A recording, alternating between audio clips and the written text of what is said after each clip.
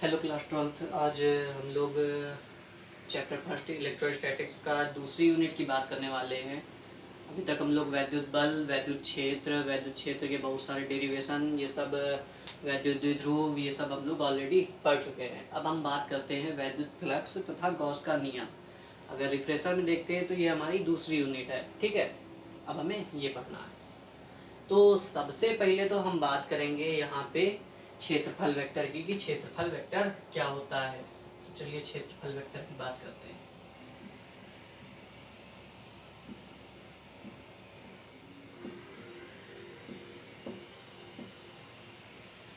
हम लोग already class 11th में रैखिक वेक्टर या रेखा वेक्टर पढ़ चुके हैं, ठीक है। कि कोई वेक्टर होता है तो वेक्टर क्या होता है, किसी राशि का परिमाण होता है, साथ ही साथ उसकी दिशा होता है। अगर हम बताना चाहें तो इसको हम वेक्टर ऐसे रिप्रेजेंट कर सकते हैं। एक उसकी पूंछ होती है, एक उसका शीर्ष होता है, ठीक है। ये हमारा जो था, ये हमारा रैखिक वेक्टर था। अब उसी वेक्टर से कुछ मिलता जुलता हमारा क्या होता है, क्षेत्रफल वेक्टर। क्षेत्रफल वेक्टर जो होगा, इस चीज़ को पढ़ने का हमारा मुख्य उद्देश्य ये है कि हम लोगों को इसकी ज़रूरत डेरिवेशंस में पड़ती है। कहाँ पे कौन सा क्षेत्रफल वेक्टर होगा, ये चीज़ हमें देखनी पड़ेगी। साथ ही साथ अगर बात करते हैं तो न्यूमेरिकल में भी इसकी उतनी ही ज़रूरत होती है। तो बहुत छोटा टॉपिक है ये, अलग से कभी नहीं पूछा जाता है। लेकिन अगर हमें नहीं पता है कि क्षेत्रफल वेक्टर क्या होता है तो डेरिवेशन हमें समझ में नहीं आएगा। तो सबसे पहले बात कर लेते हैं कि क्षेत्रफल वेक्टर होता क्या है। जैसे नाम से ही हमें पता लग रहा है कि किसी क्षेत्रफल का वेक्टर, ठीक है। तो अगर कंसीडर करते हैं कि कोई हमारे पास क्या दिया हुआ है, मान लो ये पृष्ठ दिया हुआ है। अब पृष्ठ किसी भी शेप का हो सकता है, ठीक है। हमने कोई सही शेप ले लिया है। तो अगर हम इसके क्षेत्रफल वेक्टर की बात करते हैं तो ध्यान रखना, सबसे पहली चीज, क्षेत्रफल वेक्टर जो होगा वो किसी पृष्ठ का ही होगा। पृष्ठ का मतलब जिसका कुछ ना कुछ क्या हो, क्षेत्रफल हो। अगर बात करें तो इस आकृति की कुछ ना कुछ लंबाई भी है और कुछ ना कुछ चौड़ाई भी है। हम जिसे हाथ की बात कर लेते हैं, बेसिक से चीज लेके चलते हैं कि हमारा क्या है, हाथ। अगर इस हाथ के क्षेत्रफल वेक्टर की बात करते हैं तो हाथ का क्षेत्रफल वेक्टर जो होगा इसके लंबवत होता है। तो सबसे पहला पॉइंट हमें ध्यान रखना है कि किसी भी चीज का जो क्षेत्रफल वेक्टर होता है वो उसके क्या होता है, लंबवत होता है, ठीक है। अब ये तो हो गया क्षेत्रफल की बात। मान लो अगर कोई हमको 3D शेप दे दिया गया, 3D शेप का मतलब कि गोला दे दिया गया। गोले में हमसे कहता है, गोले की सबसे ज्यादा जरूरत पड़ती है हमारी गॉस के नियम में और वैद्युत फ्लक्स में, ठीक है। तो गोले की बात अगर हम करते हैं तो गोले के इंपॉर्टेंस है। तो गोला अगर दे दिया गया तो गोला कंसीडर कर सकते हैं कि हमारे पास एक गेंद है। अब गेंद का अगर क्षेत्रफल वेक्टर कोई बात करता है तो हमेशा ध्यान रखेंगे, एक तो पर्टिकुलर अगर किसी पृष्ठ की बात करते हैं, मान लो ये हमारा क्या हो गया, गोला हो गया। अब गोला हमारा यहाँ पे रखा हुआ है, तो पर्टिकुलर अगर यहाँ पे बात करते हैं इसका एरिया वेक्टर, तो ये हमारा क्या होता है, इसका एरिया वेक्टर होता है। इस चीज का ध्यान रखना। इसका अगर एरिया वेक्टर बात करेंगे तो वो क्या होगा, बाहर की ओर होगा। तो बाहर की ओर के लिए हम इसको ऐसे रिप्रेजेंट कर दे रहे हैं, ठीक है। तो इस चीज का हमें ध्यान रखना पड़ेगा कि किसी भी चीज का जो एरिया वेक्टर होता है या क्षेत्रफल वेक्टर जो होता है वो पृष्ठ के क्या होता है, लंबवत होता है और बाहर की ओर होता है। कहाँ, बाहर की ओर।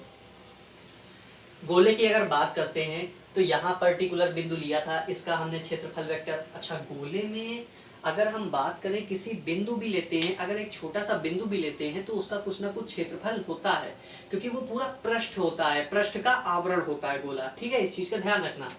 और एक इंपॉर्टेंट पॉइंट ये होता है कि गोले का जो क्षेत्रफल वेक्टर होता है वो हमेशा उसके कहाँ से पास होता है, सेंटर से पास होता है।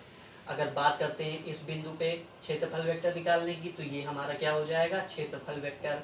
ये यहाँ से यहाँ तक नहीं होगा, होगा सिर्फ यहाँ से यहाँ तक, लेकिन वो पास कहाँ से करता है, गुजरता कहाँ से है, इस चीज का ध्यान रखना कि वो गोले के कहाँ से गुजरता है, केंद्र से गुजरता है, ठीक है। अच्छा, दर्शाने का तरीका ए वेक्टर हो ही गया, ठीक है, ये बता ही चुके हैं। इसको क्षेत्रफल वेक्टर को लिख लो पहले। लिखो, इसमें किसी समतलीय क्षेत्रफल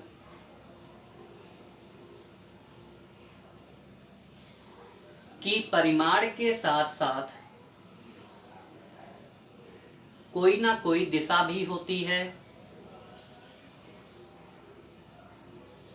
अतः क्षेत्रफल की दिशा क्षेत्रफल पर खींचे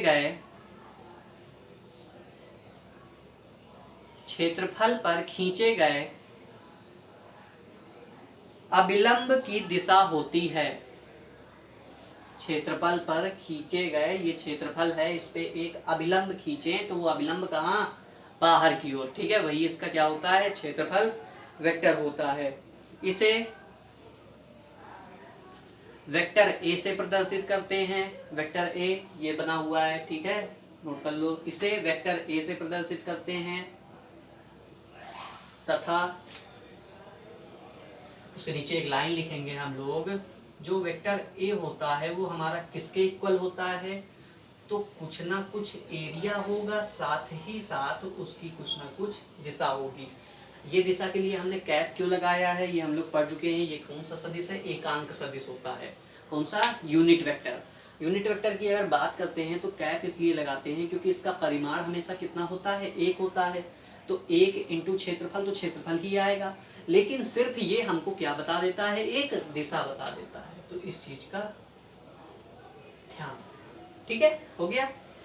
अब अगला टॉपिक है हमारा घनकोण। घनकोण की बात कर लेते हैं। घनकोण क्या होता है, हो गया, मिटा दें, देखो।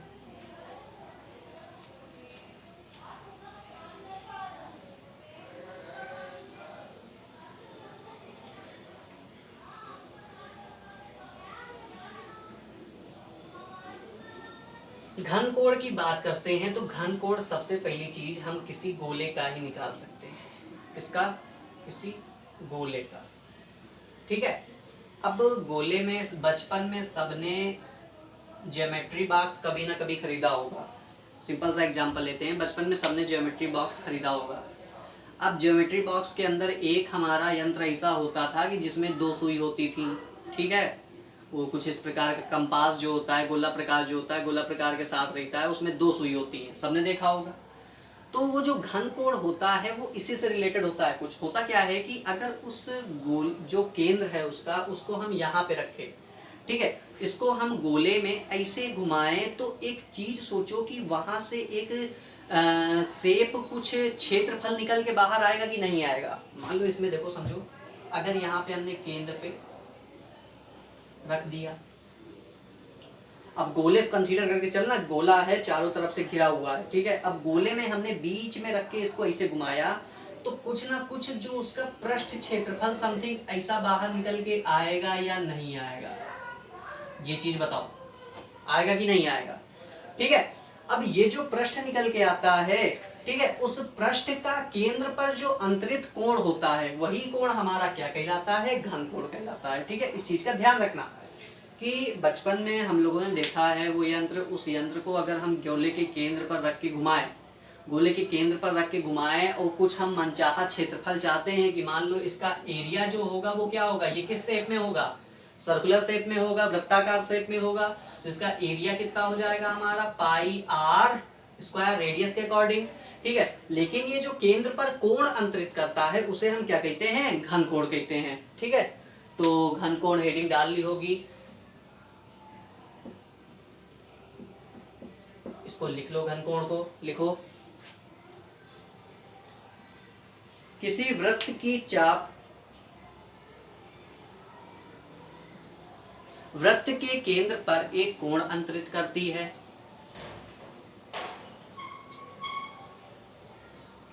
इसे समतलीय कोण कहते हैं। इसका मात्रक रेडियन होता है। अब ये चाप समझ लो क्या होता है, वृत्त की बात कर रहे हैं, रेडियन वाली बात कर रहे हैं, तो रेडियन में अगर बात करते हैं तो सिर्फ ये सिंपल सा यहाँ पे हमें इसको रख के घुमाना नहीं है, ठीक है। ये कोण हमारा जो होता है इसका मात्रक हमारा क्या होता है, रेडियन होता है। जबकि अगर इसकी बात करते हैं तो यहाँ पे जो कोण अंतरित होता है इसको हम डी ओमेगा से रिप्रेजेंट करते हैं, ठीक है। इसका अगर मात्रक बात करते हैं तो ये क्या होता है, स्टेरेडियन होता है। क्या होता है, स्टेरेडियन होता है। हालांकि उसको आगे लिखो फिर। इसी प्रकार किसी गोलीय पृष्ठ का क्षेत्रफल गोले के केंद्र पर जो कोण अंतरित करता है, गोलीय पृष्ठ का क्षेत्रफल ये है, गोले के केंद्र पर ये केंद्र है, जो कोण अंतरित करता है हो गया, गोले के केंद्र पर जो कोण अंतरित करता है उसे घन कोण कहते हैं तथा इसे ओमेगा से निरूपित करते हैं। हमने यहाँ पे डी ओमेगा किस लिए माना है, बहुत सूक्ष्म कोण मान के चलना है, कोई छोटा सा गोला मान के चलना है, हालांकि इसका भी काम पड़ेगा, ठीक है। इसे ओमेगा से निरूपित करते हैं। उसके आगे लिखो, इसका मात्रक स्टेरेडियन होता है।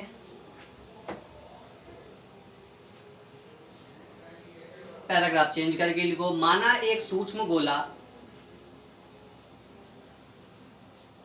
जिस पर एक सूक्ष्म क्षेत्रफल dA है, ये क्षेत्रफल हमारा कितना हम कंसीडर करके चल रहे हैं, ये एरिया मत लिखना है यहाँ पे, इसको हम लिख के चल रहे हैं, ये हमारा कितना है dA है, ठीक है। dA का मतलब बहुत सूक्ष्म क्षेत्रफल है। वह गोले के केंद्र पर एक सूक्ष्म कोण d ओमेगा अंतरित करता है, अतः केंद्र O पर अंतरित घन कोण, अतः केंद्र O पर अंतरित घन कोण। अगर इस घन कोण को निकालना है तो इसको निकालने के लिए हम क्या करते हैं, कोण बराबर चाप बटे त्रिज्या, सबको पता होगा, पता है कि नहीं पता। यहाँ पे कुछ फॉर्मूला चेंज होता है, यहाँ पे ये जो घन कोण होता है, घन कोण बराबर क्या होता है कि जो हमारा पृष्ठीय क्षेत्रफल है, पृष्ठीय क्षेत्रफल यहाँ कितना ले रहे हैं हम लोग, dA बटे त्रिज्या का वर्ग, तो dA बटे r स्क्वायर, ठीक है। इस चीज का ध्यान रखना। अगर हम यहाँ पे मान ले कि d ओमेगा हमारा कितना है, 1 स्टे रेडियन है, हिंदी में लिखना है इसको स्टे रेडियन। पहले इस चित्र को बना लेना, इस चित्र को बना लेना, फिर उसके बाद ये चीज नोट करना, ठीक है। अतः dA बराबर जो होगा वो किसके होगा, r स्क्वायर के, ना नोट करो, फिर आगे हम परिभाषा बताएं स्टेरेडियन की क्या होती है।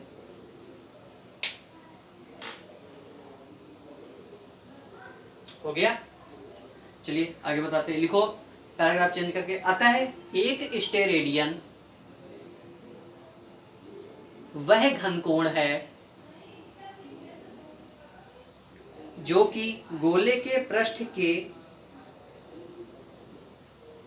एक भाग द्वारा जिसका क्षेत्रफल गोले की त्रिज्या के वर्ग के बराबर है, गोले के केंद्र पर अंतरित करता है। हो गया। अगर इसमें एक केस मान लो हम लेके चलते हैं,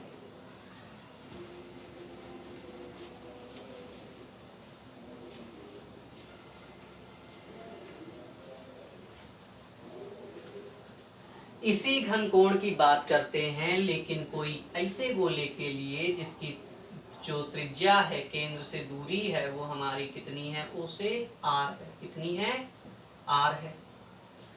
हम मान लेते हैं कि यहाँ पे हमने एक छोटा सा पृष्ठ काट लिया, जिसको अगर निकाला हमने तो वो समथिंग से निकला, ठीक है।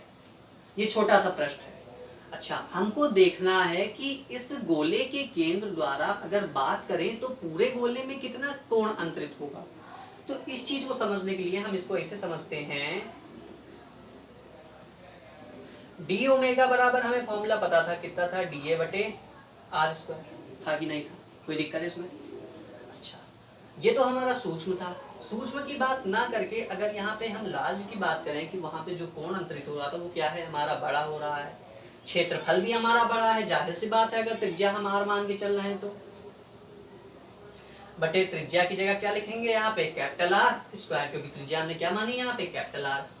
तो अगर बात करते हैं कि ये ओमेगा कितना होगा, तो क्षेत्रफल, गोले का संपूर्ण क्षेत्रफल जो होता है, गोले का आप क्षेत्रफल तो निकाल नहीं सकते, गोले का क्या निकलता है, आयतन, लेकिन गोले का जो पृष्ठ का क्षेत्रफल होता है वो तो हमें पता है कितना होता है, 4 पाई आर स्क्वायर बटे आर स्क्वायर है, तो आर स्क्वायर से आर स्क्वायर क्या हो जाएगा, कैंसिल। तो ओमेगा बराबर कितना होता है हमारा, 4 पाई स्टे रेडियन। ठीक है, इस चीज को नोट कर लो।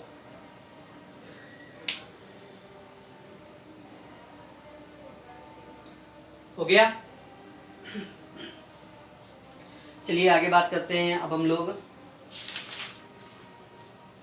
वैद्युत फ्लक्स की बात कर लेते हैं। तो हेडिंग लगाएंगे क्या, वैद्युत फ्लक्स डाल दें।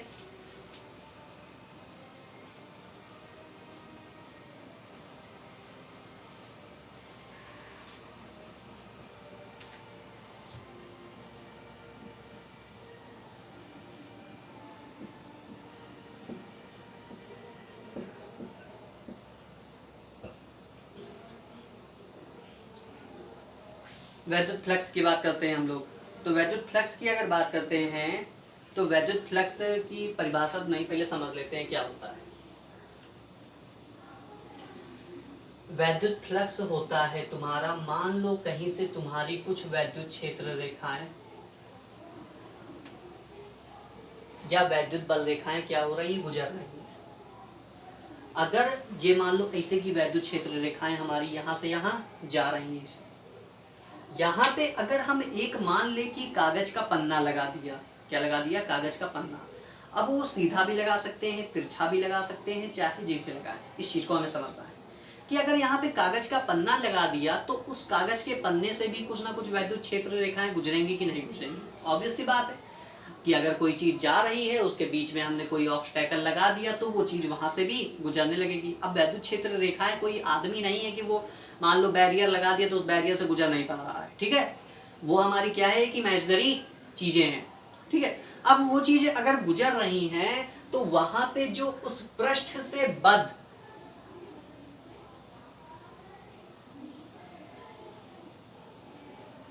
ये हमने मान लिया कि ये यहाँ पे पृष्ठ रखा हुआ था, ये हमारा वैद्युत क्षेत्र रेखा है जिसका हमने मान लिया कि था वेक्टर ई। अच्छा, इसका जो पृष्ठ का एरिया वेक्टर होगा वो भी तो ऐसा होगा कि नहीं होगा, पृष्ठ से बाहर की ओर। अब किस तरफ बाहर की ओर, तो इस चीज का ध्यान रखना, जिस तरफ वैद्युत क्षेत्र रेखाएं जाती हैं उसी तरफ हम बाहर की ओर क्या मान लेते हैं, इसका पृष्ठीय क्षेत्रफल या क्षेत्रफल वेक्टर, ठीक है। अब अगर बात करते हैं कि यहाँ पे जो वैद्युत फ्लक्स है, वैद्युत फ्लक्स होता कितना है, तो सबसे पहली चीज तो देखना है हमें कि ये जो वैद्युत फ्लक्स होता है ये हमारा क्या हो, किससे रिप्रेजेंट करते हैं, फाई से। किससे, फाई से। तो वेक्टर ई तथा वेक्टर ए का अदिश गुणन, कौन सा गुणन, अदिश गुणन ही हमारा क्या कहलाता है, उस पृष्ठ से बद्ध वैद्युत फ्लक्स कहलाता है, ठीक है। इस चीज का ध्यान रखना, इस चीज को नोट कर लो। फिर एक अलग से फिगर बनवा देंगे तो उसको भी नोट करना है, इसको नोट कर लो, फिर लिखो।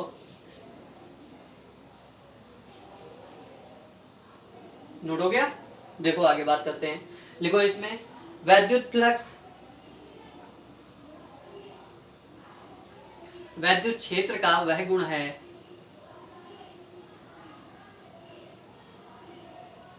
जो कि वैद्युत क्षेत्र को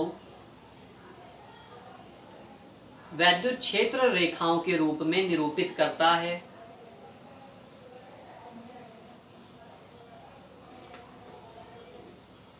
पैराग्राफ चेंज करके लिखो, वैद्युत क्षेत्र में स्थित किसी काल्पनिक पृष्ठ पर वैद्युत फ्लक्स उस पृष्ठ से होकर गुजरने वाली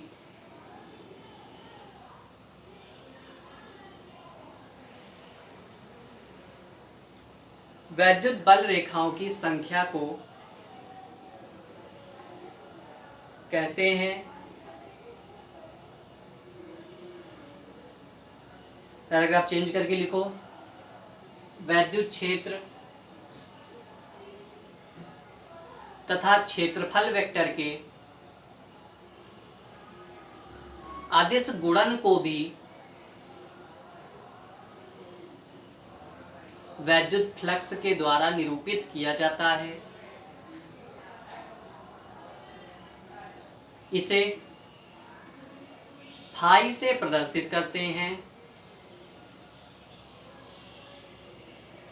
अब इसका सूत्र लिख लो। फाई बराबर क्या होता है, vector e dot vector a, या vector a dot vector b सबको पता होगा क्या होता है, ए बी कॉस थीटा। तो इसको हम और क्या लिख सकते हैं, फाई बराबर ई ए कॉस थीटा। इतना लिख लो। फिर एक पॉइंट लिख लो इसी के नीचे, एक लाइन भूल गए, लिखो। वैद्युत फ्लक्स एक अदिश राशि होती है,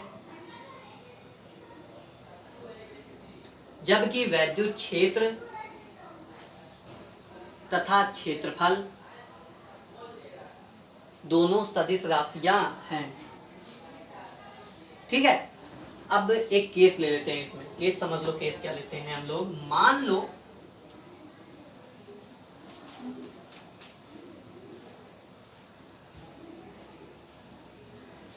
यहाँ पे हमें हालांकि थीटा नहीं समझ में आ रहा था, तो देखो मान लो ये जो हमारा पृष्ठ है ये ऐसे रखा हुआ है, ये कागज का पन्ना हमने रख दिया। अब इससे जो वैद्युत क्षेत्र रेखाएं हैं वो समथिंग ऐसे जा रही हैं हमारी।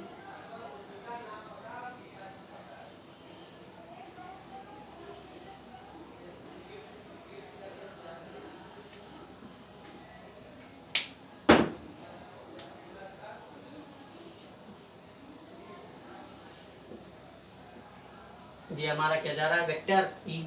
अच्छा, अगर इसके क्षेत्रफल वेक्टर की बात करें तो वो तो लंबवत बाहर की ओर होगा कि नहीं होगा।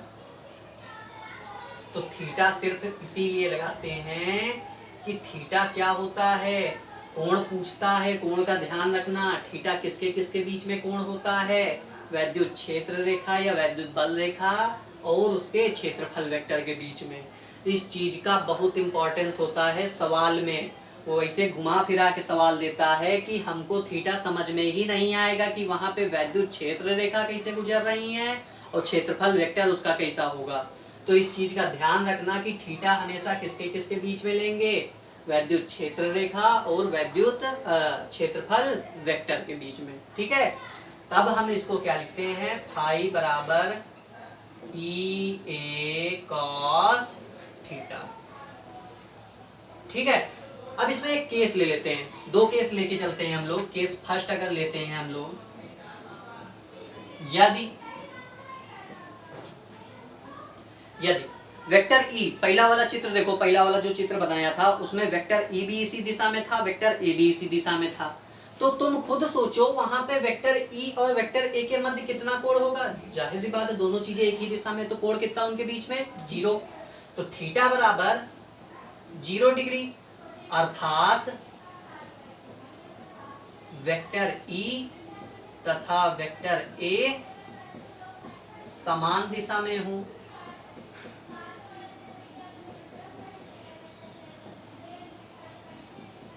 तो क्या करेंगे, फाई बराबर यहाँ पे कॉस थीटा की जगह क्या रखेंगे, कॉस 0। तो ई ए कॉस 0 की वैल्यू 1। तो फाई बराबर हमारा क्या आता है, सिंपली ई इंटू ए, मतलब कि वैद्युत क्षेत्र इंटू क्षेत्रफल।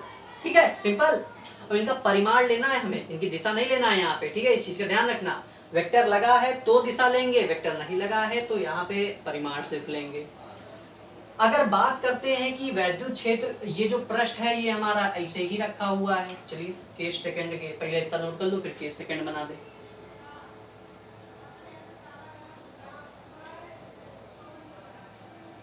हो गया। देखो केस सेकंड समझो क्या है।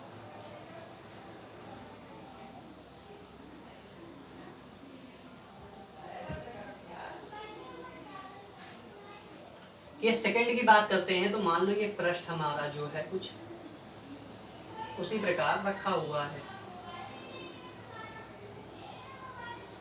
अब ये पृष्ठ ऐसे रखा हुआ है, मान लो वैद्युत क्षेत्र रेखाएं भी ऐसे जा रही है, ऊपर से नीचे आ रही है, नीचे से ऊपर जा रही हो। ये चीज का समझो। ये जो है हमारी, ये किसकी है, वैद्युत क्षेत्र रेखाओं की दिशा हो गई।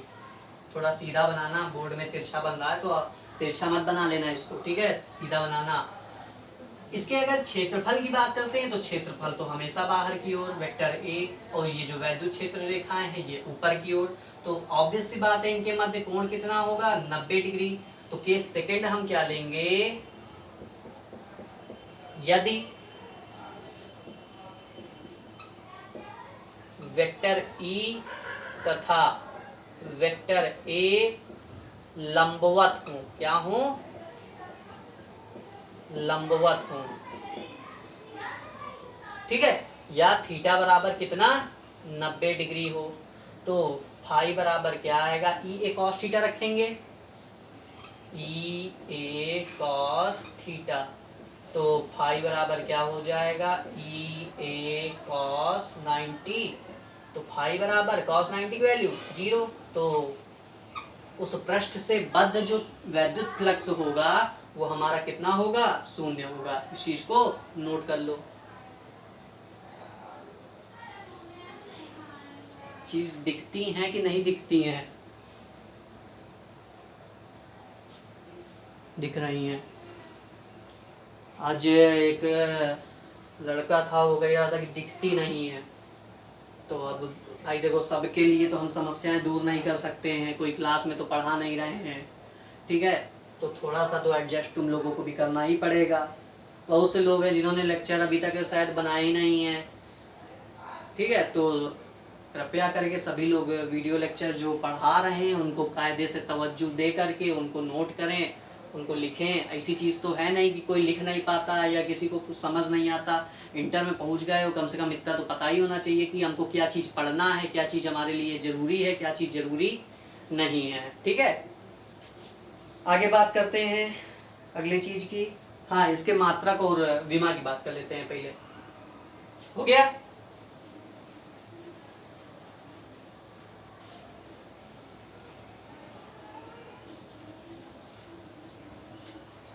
हाँ, तो वैद्युत फ्लक्स की अगर मात्रक और विमा की बात करते हैं तो जाहिर सी बात है ई ए कॉस थीटा फॉर्मूला होता है। कॉस थीटा ये तो कोण है, इससे कोई मतलब नहीं, इसका कोई मात्रक होता नहीं है, लेकिन ई का और ए का मात्रक होता है कि नहीं होता है।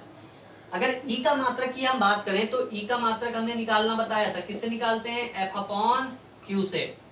एफ का मात्रक क्या था, न्यूटन, क्यू का कूलॉम। तो यहाँ पे हम फाई बराबर क्या लिखेंगे, न्यूटन प्रति कूलॉम। ए क्या है, क्षेत्रफल, क्षेत्रफल का मात्रक मीटर स्क्वायर। तो मात्रक जो होता है इसका क्या होता है हमारा, न्यूटन मीटर स्क्वायर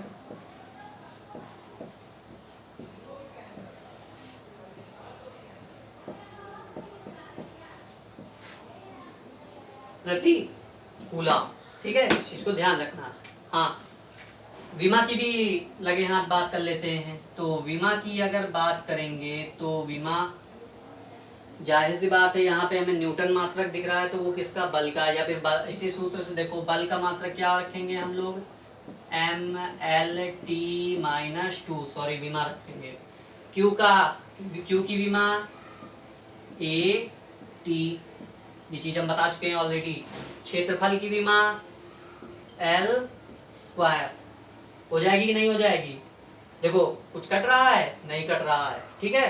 तो ये m l की पावर 1 l की पावर 2 क्या हो जाएगा, l की पावर 3 हो जाएगा।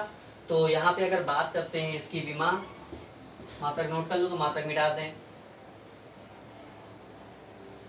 हो गया। देखो हाँ, तो विमा की बात करते हैं तो ये क्या, m l की पावर 1 l की पावर 2, तो l की पावर क्या बन जाएगा 3, t की पावर -2, इसको ऐसे रहने दो। at को ऊपर भेजोगे तो क्या बन जाएगा, a -1 t -1, तो ये क्या आ जाएगा, देखो m l cube a -1 t -3, ये इसकी क्या आती है, हमारी विमा आती है। ध्यान रखोगे, कोई चीज की दिक्कत हो तो पूछ लिया करो, ठीक है, ध्यान रखना।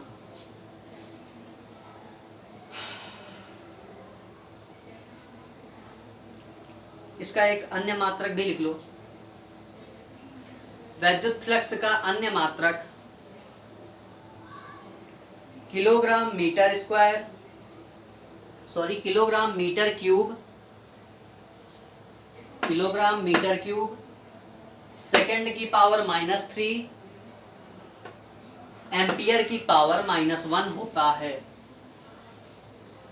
या इसको ऐसे भी लिख सकते हो, किलोग्राम मीटर क्यूब प्रति सेकंड क्यूब इंटू एम्पियर। ठीक है, अन्य मात्रक क्या लिखोगे, किलोग्राम मीटर क्यूब प्रति एम्पियर इंटू सेकंड का क्यूब। ये हमारी वैद्युत फ्लक्स की बात आज समाप्त होती है। ठीक है, अब हमारा वैद्युत फ्लक्स का काम नहीं है, लेकिन अब जो चीज चालू होगी वो हमारी क्या है, गॉस का नियम है। गॉस के नियम से बहुत सारी चीजों के हमें वैद्युत क्षेत्र भी निकालने पड़ेंगे, तो ज़्यादा से ज़्यादा डेरिवेशन है उसमें। तो आज के लिए बस इतना ही रखते हैं, बाकी लेक्चर कल बताएंगे। ठीक है।